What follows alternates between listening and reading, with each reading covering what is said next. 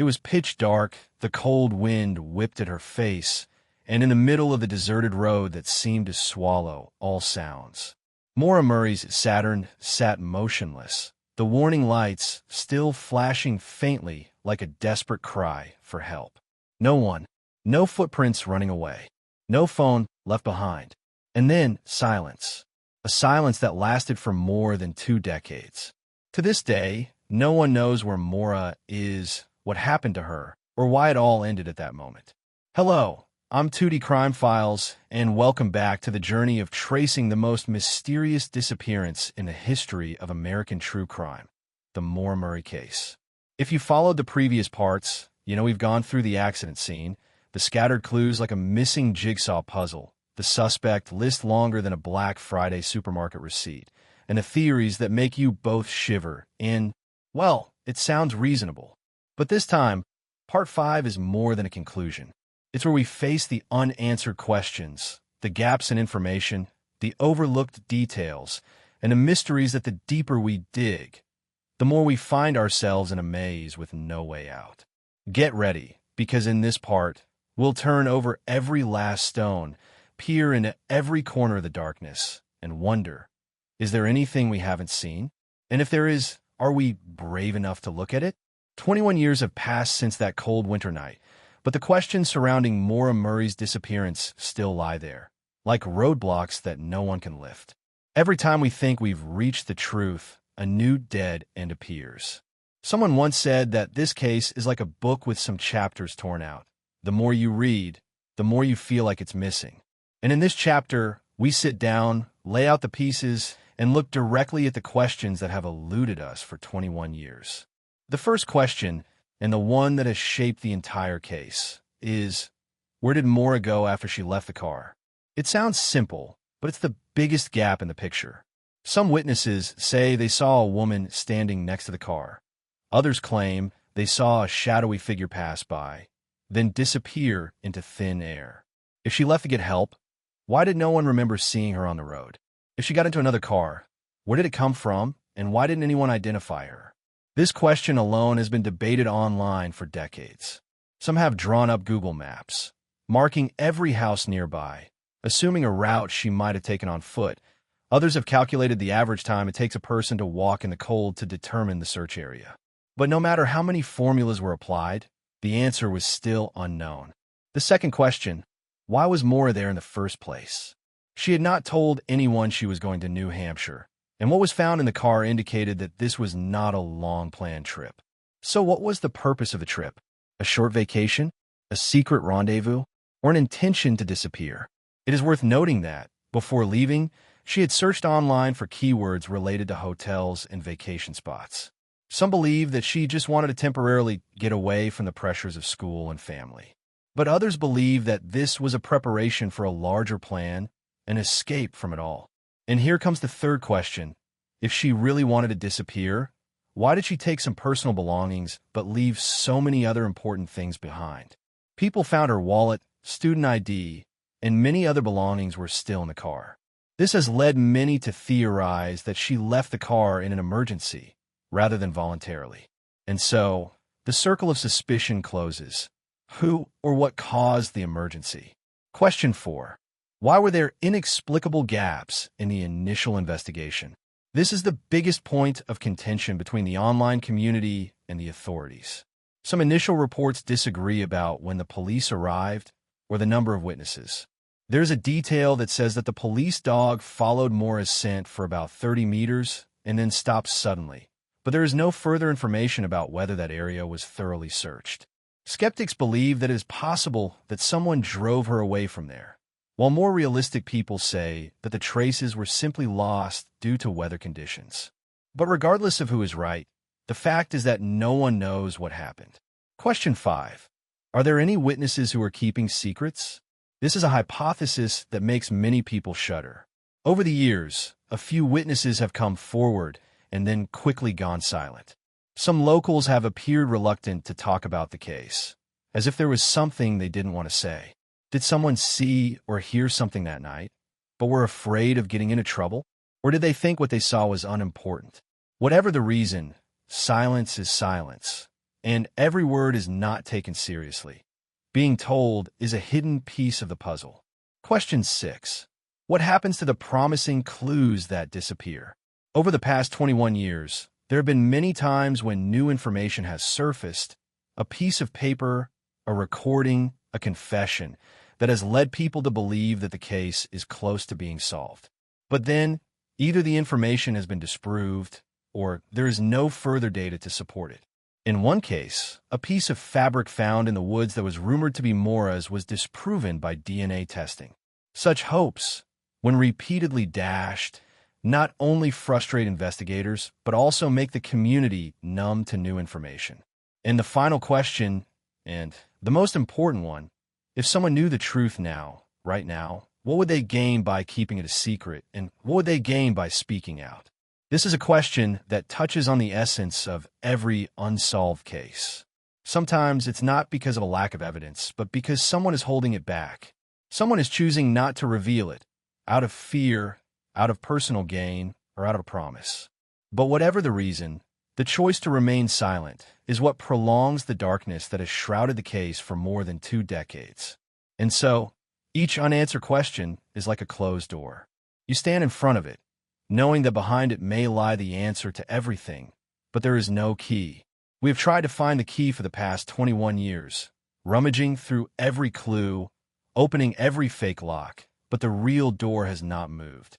And perhaps this chapter will not give you the answers, but it will show you all those doors so that you can understand why this case, after all this time, still haunts us all. If the previous chapter set up a banquet full of unanswered questions, then in this chapter, let's consider ourselves as guests who are a little too curious, determined to taste every dish, even though some of them may be hard to swallow. Starting with the first question, where did Maura go after leaving the Saturn? This is the key point that has caused the true crime community to debate longer than the Law and Order series. Some theorize that she simply walked away, looking for help or shelter. But immediately, critics pointed out that the weather conditions were extremely cold, dark, and the slopes were slippery. There was no reason for her to choose to walk alone in the middle of the night. There were also no surveillance cameras recording her in the vicinity. Others leaned toward the possibility that she was picked up by someone. And this is when the internet exploded. Dozens of scenarios were set up, from a random acquaintance passing by, an unknown driver, to an organized kidnapping plot. Each scenario has drawn a sea of commentary and speculative evidence, sometimes more elaborate than the official investigation report. Then there's the question, why was she there in the first place? Maura's computer search history shows that she had looked up hotels and resorts. This has led many to believe that she was planning to travel alone or escape the pressure. But there's also a detail that undermines that theory. Why would she choose a remote, cold place, alone, and without telling her family or close friends? Many see this as a red flag, a sign that there was a deeper, personal reason, something she didn't want anyone to know. And then there's the question of why her belongings were still in the car. Her wallet, her student ID, her many personal items, all left behind. If you're planning to run away, wouldn't it be basic to have identification with you? If it was an emergency, what prompted her to leave so quickly? A minor accident? A surprise encounter? A medical emergency? Police have suggested that she may have been drunk and afraid of being arrested, so she left the car to avoid them. But that too has been dismissed as a lack of hard evidence. Now for the question of the initial investigative blackout. This is where conspiracy theorists get their hearts racing. There are reports that police arrived on the scene after receiving a call, but the exact times vary. Some witnesses say they saw Maura's car longer than the official report says. This leaves a golden time gap, a period where no one is sure what happened. And in the world of true crime, gaps like that are ripe for the imagination. When it comes to witnesses, that raises another question. Does anyone know more than they're saying? This isn't just speculation. In fact, some locals refuse to talk to the press or amateur investigators. Some have given brief answers and then disappeared from any conversation. The reason may be simple. They don't want to get involved. But for those who have spent thousands of hours researching the case, that silence is suspicious. Moving on to the flashes and fades leads, we encounter an almost formulaic sequence of events. Someone finds a suspicious object, reports it. The online community is abuzz, the press reports it. And then, the test results say nothing. A piece of cloth, a glove, a piece of metal. All were once thought to be the key, but then all ended up in dead ends. This repetition makes the case feel like a treasure hunt where the map keeps changing to X. And finally, the question of the motive for silence. If someone knows the truth, why don't they speak up?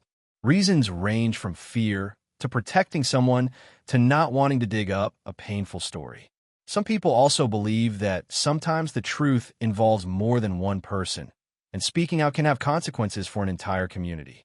Either way, that silence is what prevents all questions from being answered. Looking back, we realize that each question does not stand alone, but is linked together like a domino reaction. Touching one question immediately sets off at least 3 others. And that is why the Maura Murray case has remained in the public memory. It is not just the story of a missing person, but a psychological maze, where each step leads us to a new turn. And perhaps the most dangerous thing is not that there are no answers, but that there are so many. If you thought that the Maura Murray case had only 2 to 3 simple hypotheses, then congratulations. You are about to enter a buffet of hypotheses, ranging from the mild type like running away to live a new life, to the especially heavy type like involved in a conspiracy to cover up the crimes of many people. We will not only list them, but also sit down and dissect each scenario together, like a collective brain surgery session, but with hot coffee served. The first hypothesis, which has been the most popular hypothesis since the early days, Maura voluntarily left to start a new life. Supporting this hypothesis is the fact that she searched for tourist destinations and brought some personal belongings. Those who believe in this direction often imagine the scenario that she was depressed, pressured, and wanted to escape her old environment. But immediately, the opposition retorted. If it was carefully calculated, why did she choose to attract attention like a car accident in the middle of the road? And if you want to remain anonymous, why not take identification with you? A successful escape usually begins with a quiet disappearance, not a noisy event that immediately attracts the police and witnesses. The second theory, Maura crashed in the woods. Proponents of this approach point out that the area near the scene is steep, snowy, and heavily forested. She may have left the car to seek help or avoid detection, but then got lost or crashed in harsh weather conditions. This fits with the data that dogs lose their scent after a short distance. But critics question the massive search with dozens of volunteers, helicopters, and dogs that lasted for weeks. If she had been in the vicinity, she would have been found. The third theory, Maura was kidnapped. This is where the online imagination runs wild. Everyone has their own scenario. A strange driver, a mysterious acquaintance, even an organized group. The area where the incident happened was relatively deserted, and the weather and poor visibility could have given someone the opportunity to act undetected. Suspicious points, such as the time between her leaving the car and the arrival of the police, and the silence of some witnesses, make for a good piece of the puzzle. But the biggest obstacle, there is no physical evidence to confirm that an abduction took place. The fourth theory, the incident involved an acquaintance. Some believe that Maura may have arranged to meet someone she trusted.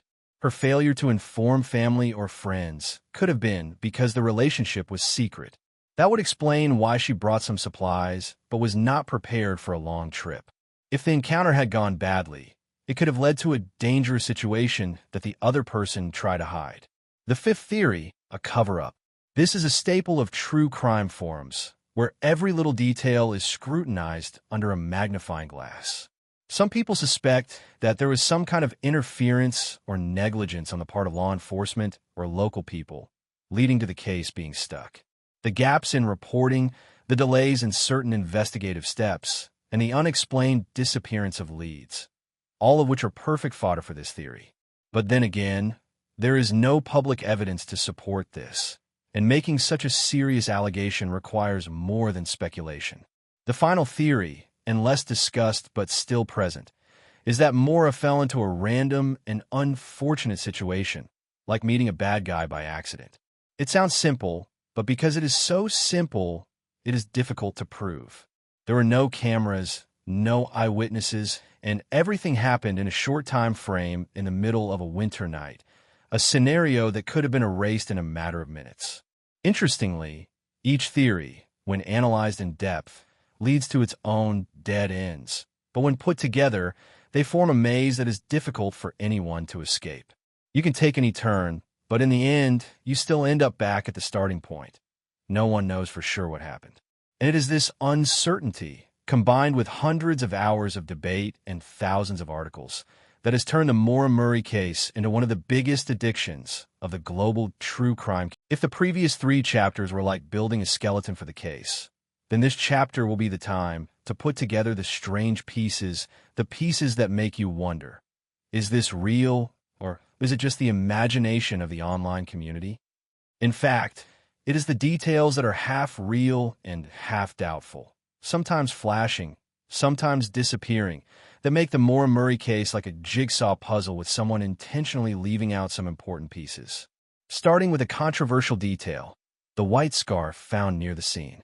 Initially, a local resident said that it appeared after the disappearance, and because of its white color against the snow, it immediately became the center of attention. Some people thought that this was a distress signal or a sign that someone left for someone else. But the police checked and concluded that it was irrelevant. So the online community was divided into 2 camps. The convinced it is important camp and the don't think that everything white in the snow is a clue. Then there's the story of the dog barking on the night of the incident. A witness reported hearing a dog barking furiously around the time Maura disappeared. The question is, was the dog barking because it saw a stranger walking by, or because of some kind of dangerous situation? There's no clear answer, but this detail is enough for forums to analyze, minute by minute, second by second, even drawing a map of the dog's perspective to determine the direction it was barking. Next, we have the story of the mysterious phone calls. Some say the Murray family received a number of anonymous calls after Maura disappeared. These calls were often very short, silent, or just breathing. These are the kind of clues that make people's blood run cold, but when they're followed up, they often lead to vague or inconclusive results. The police have not released much information, which has further fueled the public's imagination. And of course, we can't ignore the disappearing scent trail of the police dog. The dog followed Maura's scent from the car to a certain point on the road, and then disappeared. For those who support the abduction theory, this is evidence that she left the area in another car. For those who favor the accident theory, this indicates that she may have turned into an area where the scent would not linger for long. The problem is that both sides have their own arguments, and neither side has been able to prove it completely. Another clue that has stirred up the internet is a testimony from a local who said that they saw a strange car parked near the scene that night. This car was not police, nor was it recorded in the official report. It immediately became the mystery car in every abduction theory. But some people also objected. In the countryside, it is not unusual for someone to park their car on the side of the road for a few minutes. It was just that night that everything became suspicious. There are also stories of rumors, things that are never officially confirmed, but that cling to the collective imagination. Like the rumor that someone in town once boasted about knowing what happened to Maura, but wasn't comfortable talking about it. Or that a few locals suddenly moved away soon after the disappearance. This is the kind of information some people call smoke. If there's smoke, there's fire. But sometimes the smoke just comes from someone's kitchen cooking dinner. And here we have the impact of the online community. When forums, Facebook groups, and YouTube channels join in the investigation, every little detail is magnified. A crime scene photo is pixelated, an interview response is analyzed breath by breath. This creates pressure, but it also has the positive effect of sometimes the community itself finding things that the official investigation missed. But the downside is that too many clues are woven from the imagination, making the case more confusing. And then there are the things that are so strange that you don't know whether to classify them as fact or rumor. Like the story of an abandoned cabin in the woods, found by a group of amateur investigators. Inside, there are strange stains on the wooden floor. They call the police, and tests come back irrelevant. But for many, this story is too cinematic to ignore. It becomes part of the legend of the case, even though it doesn't actually help solve anything.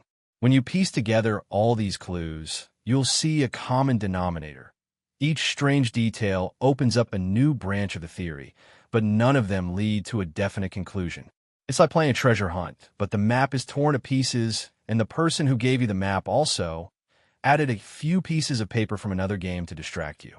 And it was this feeling, that sense of being both near and far from the truth, that kept the public on edge for nearly 2 decades. Everyone thought they just needed one more clue to figure it all out. But in reality, the Maura Murray case stood there like a blank wall, allowing anyone to... 20 years have passed since that fateful night, but the Maura Murray case remains an unseen blot on the white pages of American crime history. Search teams, journalists, cyber sleuths, and theories abound, all of which are still at the level of maybe and perhaps. As we begin this chapter, imagine yourself standing on the edge of a New Hampshire forest, where Route 112 winds through the cold night. The wind whips in your ears, your breath turns to smoke, and you know you're right where a young man disappeared, leaving behind only a car, a few fading tire tracks, and a giant question mark. The first question that remains unanswered: where is Maura? It's a simple question, but it's the source of thousands of hours of debate. Every clue we've mentioned in previous chapters, the white handkerchief, the barking dog, the strange car, has been dissected, examined, and debated to the point of exhaustion. But the problem here isn't just a lack of evidence. It's the inconsistencies in the data. When one detail is verified, it leads to 3 new questions, each of which opens up a new dead end. It's like a game of cat and mouse where the cat tires and the mouse becomes an illusion. What many in the amateur investigative community often overlook is that time is the truth's worst enemy. Even an obvious bloodstain on snow can disappear in a matter of hours. And here we are dealing with a case that's been going on for 2 decades.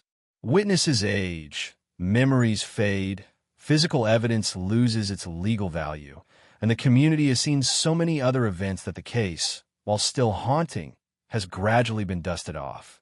But the strange thing is, the more obscure the official papers, the more alive the case is online. Forums, YouTube channels, and podcasts keep coming up with new theories, still finding unnoticed points, and still holding out hope that one day, just one small detail, will make it all come together into a complete picture. Some believe that someone out there, perhaps living a normal life, knows exactly what happened. And if that person is alive, the secret is not completely buried. Others believe that Maura is still alive. She just doesn't want to be found. A theory that few believe, but that makes listeners feel uneasy. If she did choose to disappear, then isn't continuing to search for her ruining her own wishes? These questions not only haunt Maura's loved ones, but also touch the moral boundaries of those who care about the case. At this point, we must acknowledge that the Maura Murray case is more than a missing person case. It's a cultural phenomenon in the true crime world. It's no longer just a story about a person who disappears, but a maze of community where people enter, search, debate, and stay. And that brings us to the hard truth. The case may never be solved. But before you feel disappointed, consider the other side of the coin, the value of remembering. The fact that we continue to tell this story, continue to analyze it, is a way to keep Maura from being forgotten. And if the truth does come out one day, this collective memory will be the final piece of the puzzle. Now, as we close this final chapter, let me ask you a question. Do you really want to know the truth, even if it's not what you thought it would be? If the answer is yes, then your true crime journey isn't over yet. Because when we leave Maura Murray's story, another case awaits. The disappearance of Laci Peterson, a young pregnant wife who disappeared on Christmas Eve, leaving the whole of America in shock. This is a case that is both different and familiar, different in setting, in details, but familiar in that it also contains darkness, mystery, and unanswered questions. Let's continue with me to Laci Peterson case. A pregnant wife vanishes on Christmas Eve, true crime documentary, Part 1, where clues, suspects, and emotions will pull you into a new vortex. Don't turn off the lights. Don't leave the screen, because the next story will make you realize that, in this world, the truth is sometimes stranger than imagination.